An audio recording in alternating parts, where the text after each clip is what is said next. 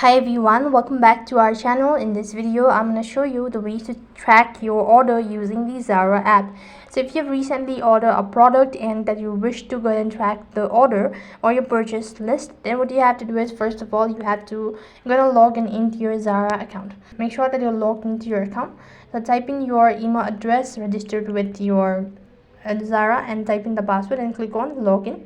Then click on read all of these terms and conditions. So here you'll be taken to the home page, which is gonna look something like this. So while you're on the home page, here go ahead and tap the profile icon one more time and go to the purchase section from the top.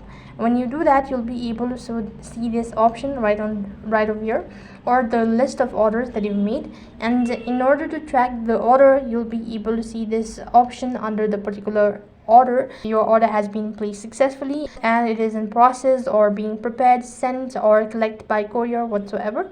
So that is the message indicating your order status on Zara app. That is all for this video. I hope the video was helpful. Make sure to like, share and subscribe to our channel. Thank you for watching. See you in the next video.